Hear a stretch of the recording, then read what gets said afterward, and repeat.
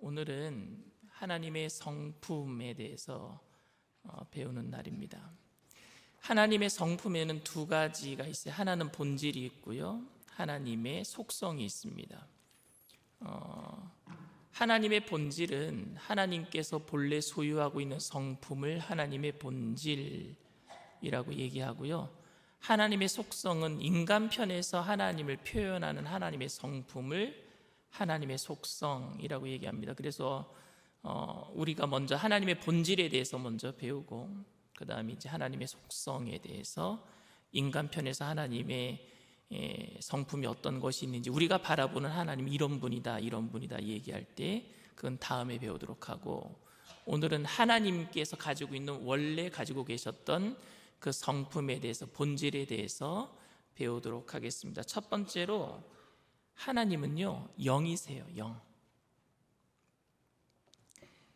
하나님은 영이시니 예배하는 자가 영과 진리로 예배할지니라.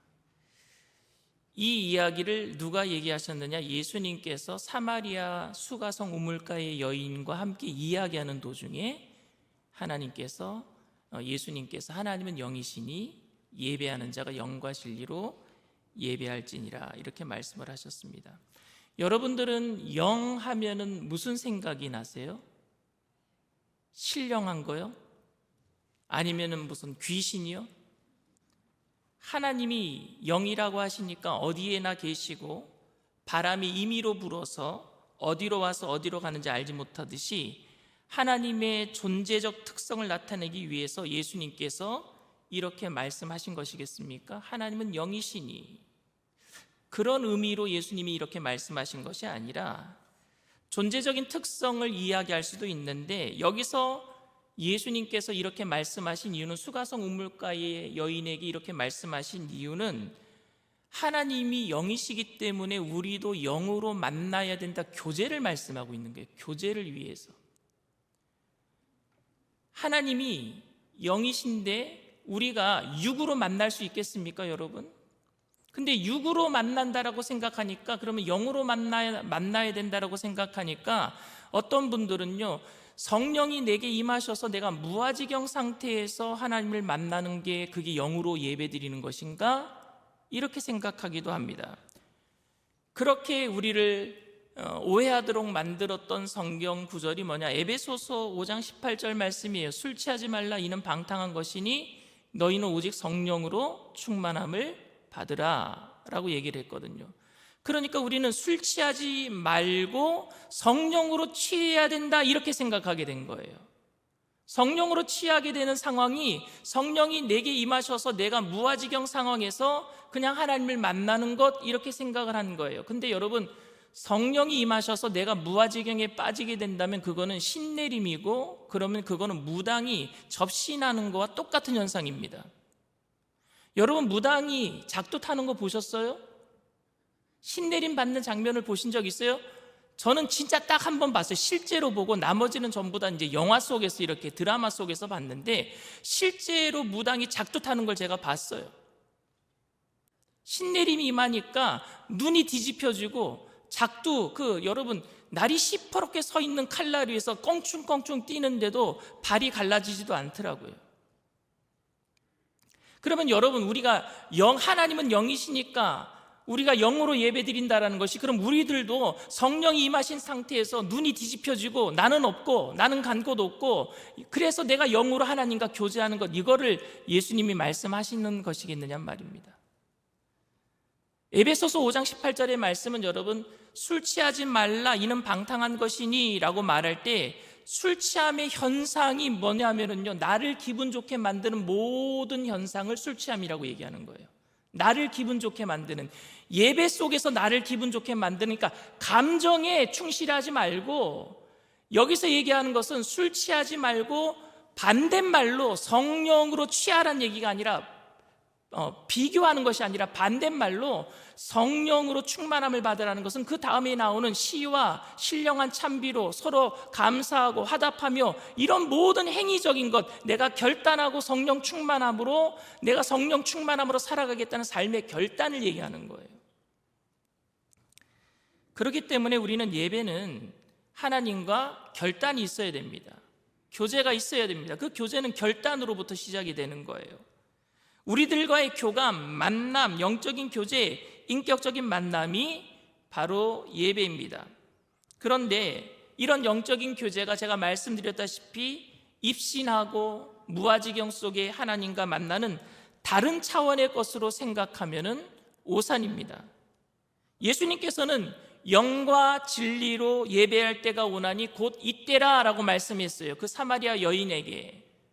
여러분, 이전에도 영과 진리로 예배했던 때가 있었습니다. 구약시대에도 하나님께 영과 진리로 예배하던 때가 있었습니다. 그런데 우리가 예배를 너무 많이 드리다 보니까 이스라엘 백성들이 제사를 드릴 때마다 소와 양과 무슨 짐승들을 잡을 때마다 처음에는요, 나 때문에 대신 짐승들이 죽는구나라고 생각했는데 한두 마리 잡다 보니까 양심에 화인 맞은 사람처럼 죄 지을 때마다 그냥 한 마리 더 잡으면 되겠지, 이제는 형식적인 예배가 되고 말았단 말입니다. 오늘날 우리의 예배는 어떻습니까? 그냥 주일날 한번 예배드리고 수요일날 성경 공부 한번 하고, 그리고 조금 그래도 좀 양이 안 차면 금요일날 와서 한번 부르짖고 가고, 그런 게 예배가 아니라 모든 예배는 영으로 하나님과 교제하는 삶의 결단으로, 성령 충만한 삶의 결단이거든요. 삶의 결단함으로 우리의 3대 목표가 뭐예요? 마지막이 성령 충만한 삶으로 전도하는 삶이잖아요. 그 전도하는 삶의 결단으로 살다가 나와서 예배 드리는 것, 그게 영으로 하나님과 교제하는 예배인 줄 믿습니다. 그 예수님이 그 얘기를 하고 있는 거예요. 영과 진리로 내 삶을 날마다 말씀으로 되돌아보고 거룩한 모습으로 주님 앞에 나오는 것, 그게 신령과 진정으로 하나님의 영이시니 예배하는 자가 영과 진리로 예배할지니라 라는 말씀입니다. 하나님은요, 말씀으로 우리에게 나타나셨어요. 그렇죠? 예수님이 뭐예요? 곧 말씀이시죠. 태초에, 요한복음 1장이 뭐예요? 요한복음 1장 1절이 태초에 말씀이 계시니라. 이 말씀이 하나님과 함께 계셨고 하면서 이렇게 요한복음 1장 1절이 기록되는데, 하나님은 말씀이세요. 그래서 하나님의 말씀을 우리는 로고스라 그럽니다. 로고스. 그렇죠? 말씀을 로고스라 그래요. 근데 여러분, 로고스에서 뭐가 나온 줄 아십니까? 로직이라고 하는 논리, 지성이라는 단어가 나옵니다. 그럼 하나님을 만나려면 여러분, 논리로 만날 수 있는 거예요. 지성으로 만날 수 있는 거예요. 무아지경에 만나는 것이 아니라, 말씀을 여러분 덮어놓고 만나는 것이 아니라 읽고 만나야 되겠죠. 왜? 하나님은 로고스, 로직이란 말입니다. 논리란 말입니다. 그래서 하나님께서 우리에게 지성을 주신 줄 믿습니다. 하나님이 지성을 주신 이유가 생각하라는 거예요. 하나님이 로고스니까. 근데 로고스를 이해하려면 논리를 몰라서는 안 되잖아요. 지성을 덮어놓고, 그냥 지성은, 하나님을 만나려면 지성은 그냥 묻어놓고 하나님을 덮어놓고 믿는 게 아니란 말입니다. 지성, 어떤 그런 능력들을 배양할 수 있어야 됩니다. 왜? 하나님께서 우리에게 지성을 주셨으니까. 하나님께서 내게 주신 지성을 연마할 때 그 로직을 가지고, 그 논리를 가지고 하나님 로고스를 더 잘 깨우칠 수 있게 되는 것입니다. 로마서 12장 1절에 이렇게 얘기를 합니다.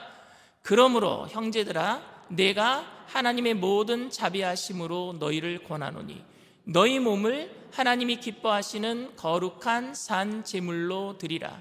이는 너희가 드릴 영적 예배니라. 여러분, 사도 바울이 너희의 몸을 하나님이 기뻐하시는 거룩한 산 제물로 드리라 그랬어요. 거룩한 산 제물이란 무슨 의미일까요? 죄인인 나 대신에 누가 죽었어요? 구약시대 때는 제사 때 짐승이 대신 죽었어요. 그런데 너희 몸을 산 제사로 드리라라는 것은 이제 지금 살아있는 내 몸, 즉 나의 삶을 하나님을 위해서 제물로 바치란 얘기예요. 짐승을 계속 죽이는 것 말고 이제 신약시대에 와서는 누가 죽어야 되는 거예요? 내가 죽어야 되는 거예요. 내가 거룩한 산 제물로 내가 죽어야 되는 거예요. 그리고 바울은 이어서 이것은 너희가 드릴 영적 예배니라 라고 얘기를 했습니다. 우리는 영적이란 말을 되게 좋아해요. 어떤 목사님이 정말로 기도 열심히 하고 뭔가 영험하게 보이고 그러면 뭐라 그러는 줄 아십니까? 성도님, 저 목사님 영빨이 세다고. 그럼 영적인 이런 걸 굉장히 좋아하는데, 바울은 영적인 말을 여기서 헬라어로 뭐라고 기록했느냐면요, 영적 예배를 로기코스라는 말로 기록했습니다. 로고스에서 나온 말이고 로직에서 나온 말이에요. 로기코스, 이게 영적 예배란 얘기입니다. 그러니까 무아지경 속에서 내가 영험하게 이런 게 예배가 아니라, 영적 예배라는 무엇을 얘기하느냐, 논리적이고 이성적이고 합리적인 예배란 말이에요. 로기코스란 말이 바로 그런 뜻이에요. 그러니까 우리가 하나님께 드릴 수 있는 영적인 예배는 우리의 이성과 지성을 제껴놓고 드리는 예배가 아니라, 우리의 이성과 모든 지성이 동원된 예배가 영적 예배인 줄 믿습니다. 생각하면서 예배를 드려야 돼요.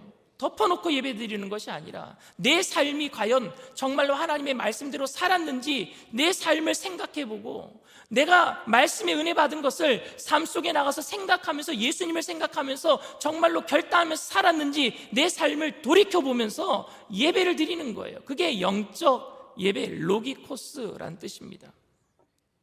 마태복음 7장 3절에 예수님께서 산상수훈에서 설교하시면서 비판하지 말라, 너희가 하는 그 비판으로 도리어 그 판단을 받을 것이요, 이런 말씀하시면서 이런 얘기를 하셨어요. 마태복음 7장 3절에 어찌하여 형제의 눈에 있는 티는 보고 네 눈 속에 있는 들보는 깨닫지 못하느냐. 여러분, 여기서 깨닫지 못하느냐라는 단어가 무슨 단어냐면요, 카타노에오라는 단어입니다. 여러분들이 모를 것 같아서 한글로 적었어요. 그냥 헬라어는요, 내가 그냥 안 적고 음역을 한글로 적었습니다. 카타노에오, 이 뜻이 뭐냐면요, 지각력을 갖지 못하느냐예요. 형제의 눈 속에 있는 티를 보고 네 눈 속에 있는 들보, 큰 대들보 있잖아요. 그런 들보는 보지 못하느냐? 깨닫지 못하느냐? 왜 생각도 못하느냐? 지금 예수님은요, 우리의 지각을 깨우고 있는 거예요. 좀 생각 좀 해봐라. 네 삶을 한번 들여다봐라. 생각하면 다 알 수 있는 거 아니냐라고 말씀하고 있는 거예요. 마태복음 6장 28절에도 이렇게 말씀하십니다. 다 같이 읽습니다.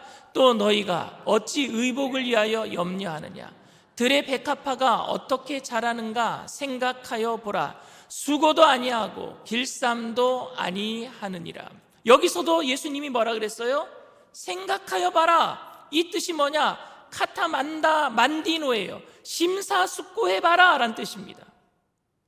예수님이 영적으로 나를 만나자 이렇게 말씀하신 게 아니라, 우리가 생각하는 그 영적이 뭐냐? 생각해 보는 거예요. 내 지성을 다 동원해서 들에 핀 백합화를 안 봐라. 그들이 길쌈도 하지 아니하고 수고도 하지 아니하고 그렇게 잘 자라나지 아니하느냐?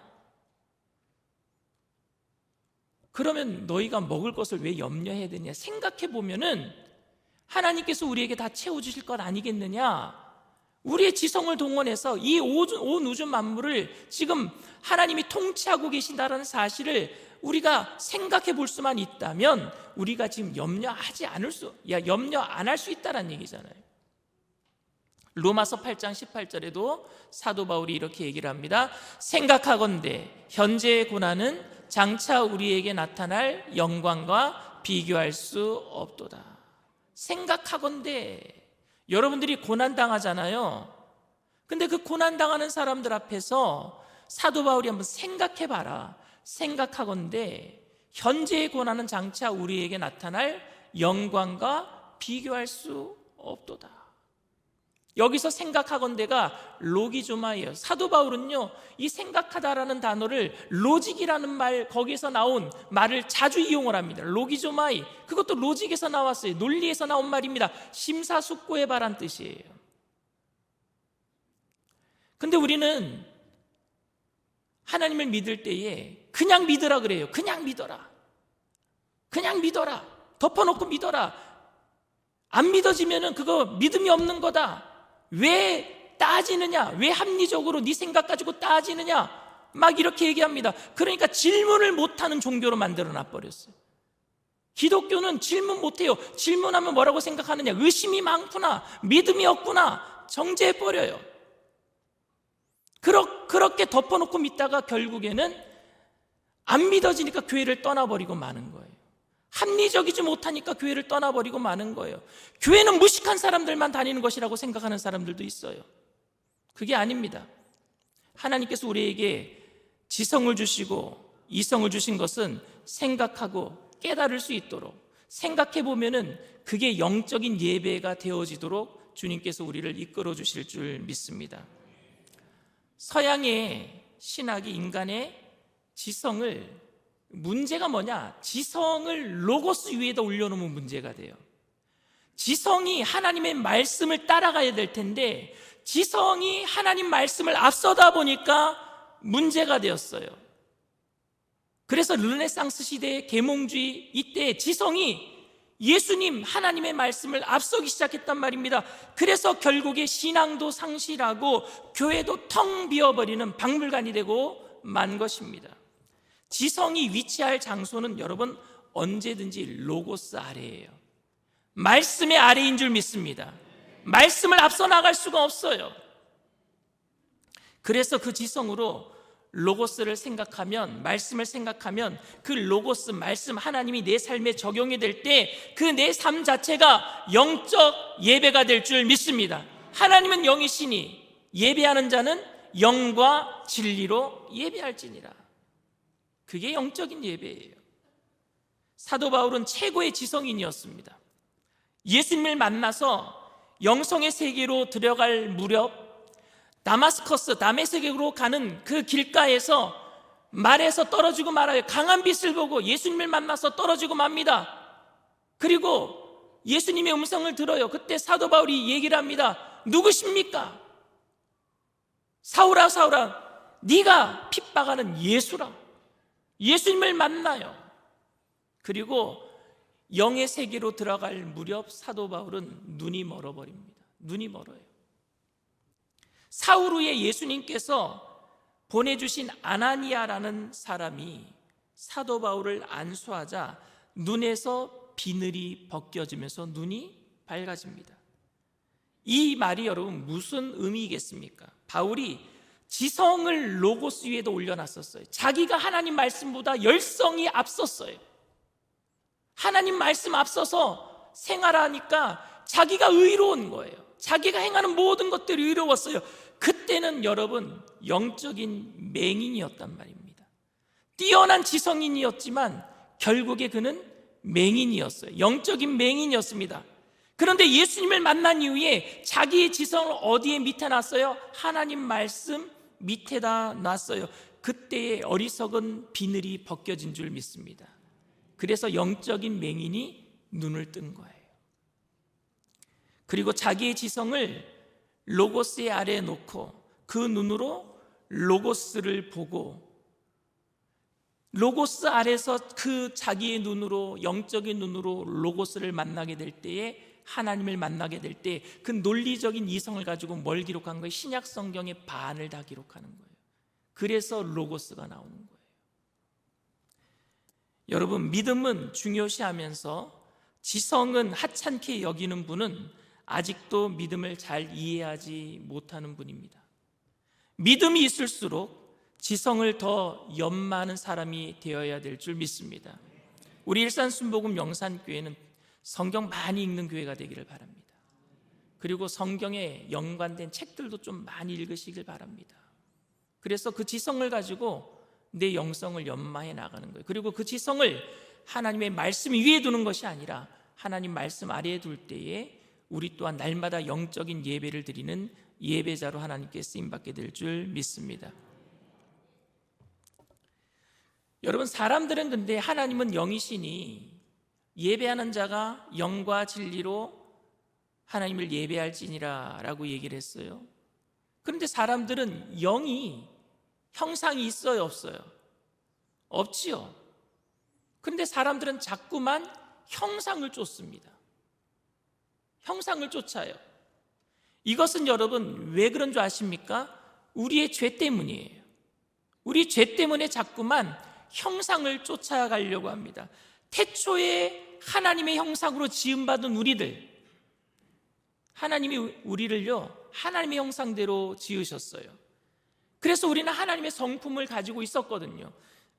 그런데 죄로 인해서 하나님과의 관계가 단절되면서 하나님의 형상도 깨어지게 되었습니다. 우리 안에 있는 하나님의 형상이 다 깨어져 버리고 말았단 말입니다. 마음속에 하나님의 형상을 가지고 있었을 때는 아무런 문제가 없었어요. 아무런 문제가 없었는데, 그런데 이 형상이 다 깨어지고 나니까 뭐가 들어오느냐? 불안이 들어와요. 두려움이 들어와요. 아담과 하와가 죄를 지은 다음에 첫 번째 두려웠던 게 뭡니까? 두려움이었어요. 두려움. 죄는요 여러분 두려움을 가져다 줍니다. 그래서 보이는 게 없다 보니까, 여러분 아이들이 언제 우는 줄 아십니까? 엄마 아빠가 안 보이면 울어요. 보이지 않으니까 울어요. 내 마음에 하나님의 형상이 있었을 때에는, 죄를 짓기 전에는 하나님의 형상이 온전히 있어서 형상이 안 보여도 두렵지가 않았어요. 하나님과 교제로 인해서 두렵지가 않았어요. 근데 죄로 인해서 하나님과의 단절이 생기고 그 형상이 깨어지니까, 보이지 않으니까 두렵기 시작합니다. 그때부터 형상을 만들기 시작한 거예요. 그때부터 영이 깨어지니까 형상을 만들기 시작합니다. 그래서 하나님은요 우상을 만들지 말라 십계명에 말씀하신 겁니다. 출애굽기 20장 4절 말씀입니다. 너를 위하여 새긴 우상을 만들지 말고, 또 위로 하늘에 있는 것이나 아래로 땅에 있는 것이나 땅 아래 물속에 있는 것에 어떤 형상도 만들지 말며. 우리가 가끔 가다가 산행을 하다 보면은요 잘 볼 수 있는 게 뭔지 아십니까? 돌탑을 쌓아놓은 게 굉장히 많아요. 작은 돌들을 계속 쌓아놔요. 그러면 어떤 분들은요 그 위에다 또 하나 얹어 놓습니다. 그거 쓰러지기라도 하면 난리 날 것 같아요. 근데 하나님께서는요 돌 위에 돌 하나라도 쌓지 말라 그랬어요. 근데 이스라엘 백성들은 출애굽한 이후에 하나님이 영이신이라는 사실을 모세를 통해서 알게 되었단 말입니다. 그리고 빽빽한 구름 사이에서 많은 물소리 같은 그 웅장한 소리가 들릴 때에 시내산에서 이스라엘 백성들은 그 밑에서 전부 다 무릎 꿇고 아멘 아멘 아멘 하고 언약 백성으로서 체결을 맺습니다. 그때 모세가 시내산으로 올라가는 거예요. 올라가면서 십계명 받아가지고 내려왔는데, 40일 만에 내려왔는데, 그때 이스라엘 백성들이 그 하나님도 보이지 않지만 보였던 모세조차도 안 보인단 말입니다. 빽빽한 구름 사이로 올라가 버리고 모세도 안 보이니까 그들이 두렵기 시작했어요. 애굽에서 나온 지 이제 얼마 되지 않았는데 하나님도 보이지 않고 모세도 보이지 않고, 그들이 한 일이 뭡니까? 소형상을 만들었어요. 그들이 만든 소형상이 바로 애굽의 신 아피스예요. 반인 반수. 그들이 봤던 게 뭐예요? 애굽에서 소형상이에요. 소형상. 그리고 그 소형상을 가지고 금송아지를 만들어 놓고, 이것이 애굽에서 우리를 인도해낸 하나님이라 그랬어요. 그들이 만든 게 하나님이었단 말입니다. 다른 신을 만든 게 아니라 하나님을 만들었어요. 근데 하나님을 뭘로 만들었어요? 눈에 보이는 소형상으로 만들어 버렸어요. 이게 문제가 되는 겁니다. 여러분들이 하나님을 어떻게 생각합니까? 나만의 형상을 가지고 있지는 않습니까? 하나님은 이런 분이다, 하나님은 이런 분이다. 제가 한 가지 더 설명을 드릴게요. 이스라엘 백성들이 블레셋과의 전투에서 언약궤를 잊어버립니다. 빼앗겨버려요. 이스라엘이 블레셋과의 전투를 벌이는데 첫 번째 전투에서 4,000명이 죽임을 당해요. 근데 그때 이제 그 구약시대 때 장로들은 어쨌든 족장들 그런 의미가 더 큽니다.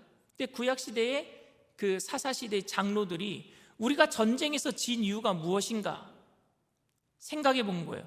전쟁에서 진 이유가 언약궤가 없었기 때문이다, 이렇게 생각합니다. 언약궤가 없었기 때문에 전쟁에서 졌다, 이렇게 생각한 거예요. 그러니까 언약궤가 이 사람들에게는 하나의 형상이 된 거예요. 왜 언약궤에 대한 형상이, 이들이 어떤 형상이 있었느냐 하면요, 요단강에 건너 들어갈 때 언약궤가 먼저 가니까 요단강이 갈라졌어요. 언약궤가 여리고성을 먼저 돌 때에 돌 하나 던지지 아니하고 창칼 하나 쓰지 아니하고 여리고가 무너지는 것을 경험했어요. 그러니까 이들은요, 언약궤가 그들에게 형상이었어요. 블레셋과의 전투에서 4,000명이 죽고 나니까 우리가 언약궤를 가지고 나가지 않았기 때문에 우리가 졌구나. 엘리 대제사장에게 얘기해서 홈니와 비나하스, 그 엘리 대제사장의 두 아들이 그 언약궤를 메고 나가는 거예요. 사무엘상 4장 3절 말씀입니다. 백성이 진영으로 돌아오매 이스라엘 장로들이 이르되 야훼께서 어찌하여 우리에게 오늘 블레셋 사람들 앞에 패하게 하셨는고, 야훼의 언약궤를 실로에서 우리에게로 가져다가 우리 중에 있게 하여 그것으로 우리를 우리 원수들의 손에서 구원하게 하자 하니. 그래서 여러분, 언약궤를 가지고 나가는 거예요. 전쟁터에 엘리 대제사장의 두 아들 홈니와 비나스가 언약궤를 메고 나갑니다. 그런데 여러분, 언약궤를 가지고 나가서 전쟁에 이겼을까요? 졌을까요? 졌어요. 3만 명이 죽어요. 언약궤 안 가지고 나갔을 때는 4,000명밖에 안 죽었는데, 언약궤 가지고 나갔는데 3만 명이 죽어요. 3만 명이. 그리고 언약궤를 메고 갔던 홈니와 비나스도 죽어요. 두 아들이 죽어요. 엘리 제사장의 두 아들도 죽습니다. 그리고 엘리 제사장에게 전갈이 와요. 두 아들이 전쟁터에서 죽었다라는 소식을 엘리 제사장이 의자에 앉아서 듣다가 깜짝 놀라서 뒤로 자빠져가지고 목이 부러져 죽어버려요.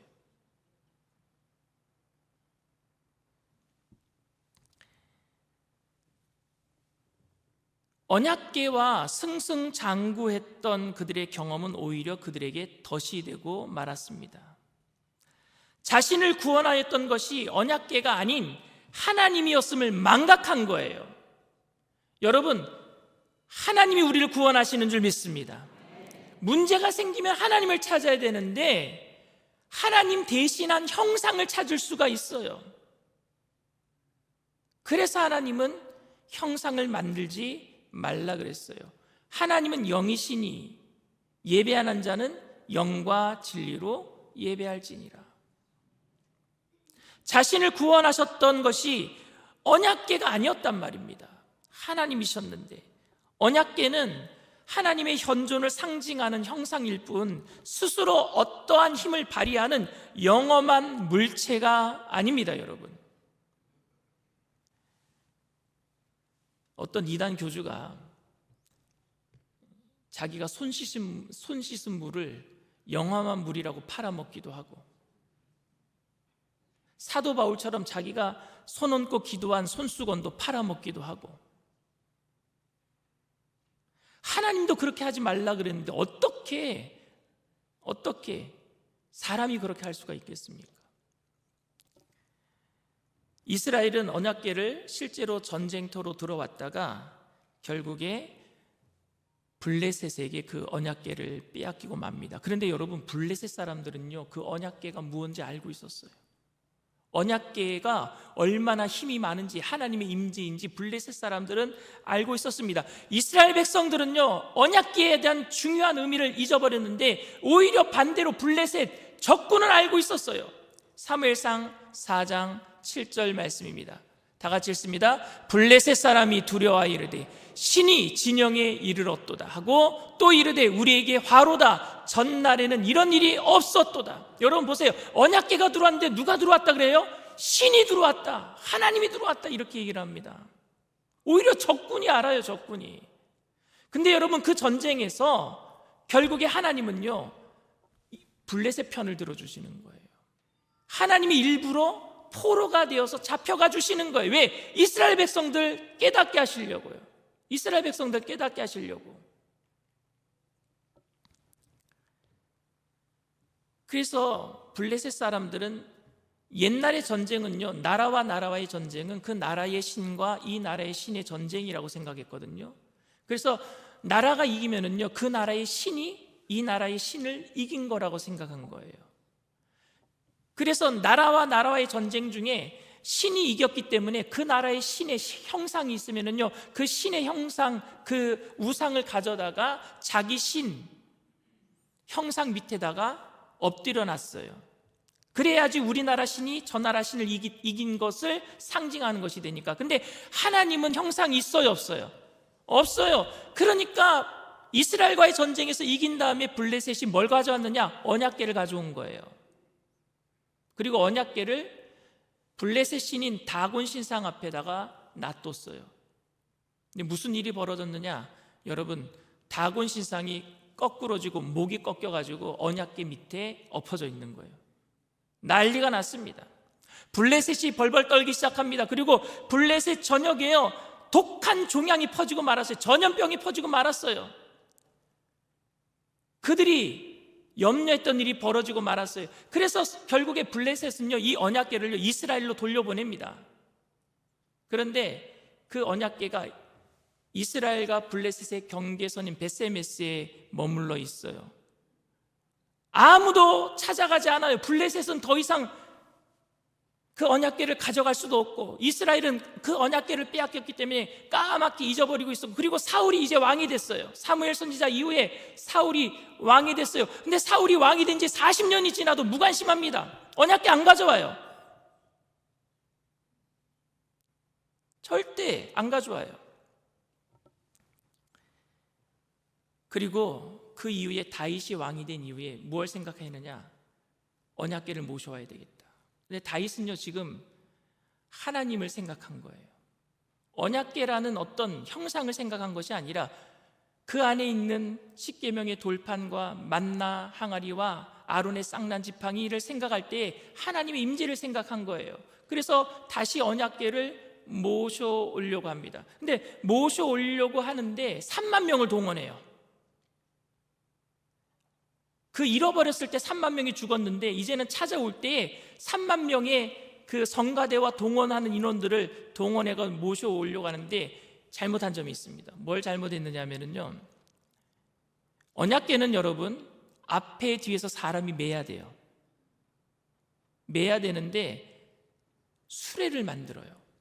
수레를 만들어서 앞에서 소가 끌게 하고, 그래서 아요라는 사람은 앞에서 소를 끌고 뒤에서는 우사가 그 뒤에서 따라가면서 수레를 이제 보고 있는 거예요. 근데 그 수레가 낙원의 타작마당에 이르러서 소가요 펄쩍 뛰어요. 펄쩍 뛰니까 뒤에 바퀴가 이게 쇼바가 없다 보니까 쿵 하고 뜨는 거예요. 근데 그것을 우사라는 사람이 언약궤가 뛰니까 혹시 넘어질까 봐 언약궤에다 손을 얹어버리고 말았네요. 그때 하나님께서 우사를 죽이셔요. 함부로 그 언약궤에다 손을 댔다고. 그래서 그곳을 여러분 베레스 우사라고 합니다. 베레스라는 게 뭐냐면 치다란 뜻이에요. 찢으셨다, 우사를 쳐서 죽이셨다. 그래서 다윗은요, 자기가 잘못한 것을 깨달아요. 자기의 방법대로 하나님을 모셔서는 안 되겠구나, 내 생각대로 하나님을 생각해서는 안 되겠구나, 하나님의 방법대로 내가 말씀대로 따라야 되는데, 그래서 오벳 에돔 집에 이 언약궤가 있는 동안에 오벳 에돔 집이 복을 받고 나중에 이제 모셔오는데, 그래서 다윗의 집에 복이 임하게 되는 것입니다. 혹시 여러분 하나님의 역사를 경험한 어떤 기억이 경험의 형상이 될 수도 있어요. 우리한테 경험의 형상. 예를 들면 여러분 40일 작정 기도했는데 하나님이 응답하셨다. 그러니까 문제가 있을 때마다 어떤 분은요 40일 작정 기도해 이렇게 얘기합니다. 21일 단일 기도해. 그러면 여러분 그건 경험의 형상이 되는 거예요. 우리가 문제 있을 때 40일 작정 기도하고 21일 단일 기도하는 거 이전에 우리는 먼저 하나님을 생각해야 될 줄 믿습니다. 이 다윗은 하나님을 생각한 거예요. 신앙의 경험이 우상화될 수도 있습니다. 여러분들에게는 어떤 신앙의 경험이 우상화가 돼 있는 거 혹시 있지는 않습니까? 문제가 있을 때마다 우리는 그냥 쉽게 말을 해요. 이렇게 하면 해결될 거야. 그거는 우리 신앙의 형상이 될 수 있어요. 신앙의 경험이 형상화되는 거예요. 우리는 좀 더 본질적으로, 우리는 좀 더 주님 앞에, 주님을 바라보기 위해서 어떤 문제가 있을 때마다 믿음의 주 온전케 하시는 예수님을 바라보고 생각해야 될 줄 믿습니다. 주님을 생각해야 되는 거예요. 그게 형상을 만들지 말라라는 의미입니다. 여러분, 견지망월이라는 사자성어가 있습니다. 견지망월 무슨 뜻이에요? 달을 가리키는데 달을 가리키는 손가락 보고 손가락이 예뻐요 하는 거예요. 달이 예뻐서 달을 가리키고 있는데, 우리는 신앙하는 사람들을 보면 그분이 믿는 하나님을 신뢰하기보다는 그렇게 믿고 있는 신뢰할 만한 목사님이 더 멋있어요, 이렇게 얘기할 수도 있어요. 침례 요한이 어떤 사람입니까? 예수님만을 가리켰어요. 나는 그분의 신들매도 감당하지 못하겠습니다. 신발끈도 내가 풀기도 감당하지 못하겠습니다. 나는 망하여야 되겠고 그는 흥하여야 되겠습니다. 그렇게 예수님만을 높였는데 많은 사람들은 왜 누구를 쫓아가요? 그렇게 말하는 침례 요한이 좋아요. 그렇게 말하고 있는 침례 요한이 대단해 보여요. 그분이 엘리야 같아요. 당신이 선지자 같아요. 아니요, 그게 견지망월이라니까요. 그 사람은 지금 예수님을 가리키고 있는데 가리키고 있는 손가락을 보면서 예쁘다고 하는 것과 똑같은 거 아닙니까? 여러분, 본질은 누구예요? 하나님이십니다. 근데 하나님을 가리키고 있는 다른 것들이 형상화되어서는 안 된다는 얘기예요. 그게 신앙의 선진이든지, 그것이 신앙의 경험이든지, 그것이 여러분, 십자가도 형상이 돼서는 안 돼요. 십자가는 예수님의 사형 틀이에요. 우리는 저걸 볼 때마다 무슨 생각을 해야 되느냐? 예수님의 죽으심, 나를 위해서 죽으심을 생각하고 예수님을 생각해야 될 줄 믿습니다. 어떤 것도 형상화가 될 수 없어요. 하나님은 영이시니까요. 그래서 예배하는 자는 신령과 진정으로 예배해야 될 줄 믿습니다. 오늘 마지막으로 한 가지 더 하고 마치겠습니다. 영의 성경적인 의미예요. 영의 성경적인 의미, 창세기 2장 7절 말씀 우리 다 같이 읽습니다. 야훼 하나님이 땅이 흙으로 사람을 지으시고 생기를 그 코에 불어넣으시니 사람이 생명이 되니라. 제가 옆에다가 히브리어 이렇게 적었어요. 흙으로, 이게 아담하고요, 생기는 루하흐, 그러니까 하나님의 호흡이란 뜻이고, 그리고 사람, 생명이 된지라, 이게 아담이에요. 어멘, 영어로는 어멘.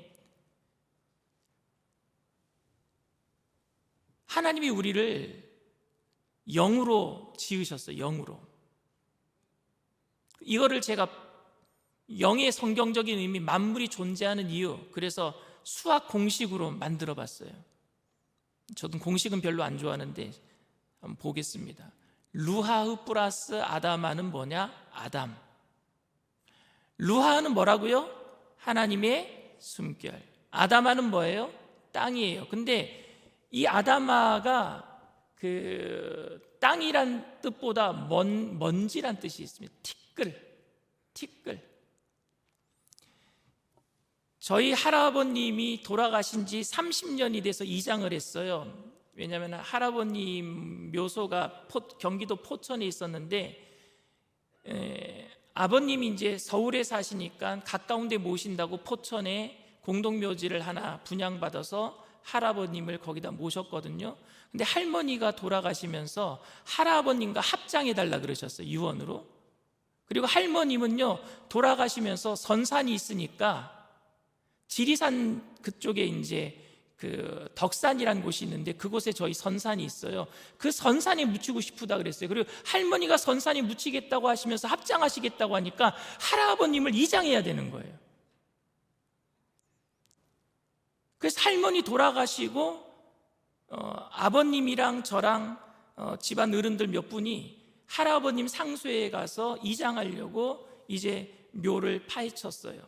근데 여러분 다 썩어서 없어지고, 다 썩어서 뭐가 남아있느냐 하면요, 뼈랑 머리카락만 남아있어요. 머리카락은 잘 안 썩나 봐요. 모든 게 다 여러분 티끌로 돌아갔어요. 흙으로 돌아갔어요. 먼지 같아요. 아무것도 남은 게 없어요. 요즘은 여러분 이제 화장하잖아요. 화장하면 다 태워버리면 뭐가 남는 줄 아십니까? 가루만 남아요. 그게 먼지란 말입니다. 그게 아담아, 흙이란 뜻이에요. 아무것도 아니에요. 우리 존재는요. 우리 존재는 아무것도 아닌데, 먼지인데, 티끌인데, 거기에 뭐가 들어온 거예요? 하나님의 숨결이 들어온 거예요. 하나님의 숨결. 그 숨결이 없으면은요, 그 영이 없으면 우리는 뭐예요? 티끌이란 말입니다.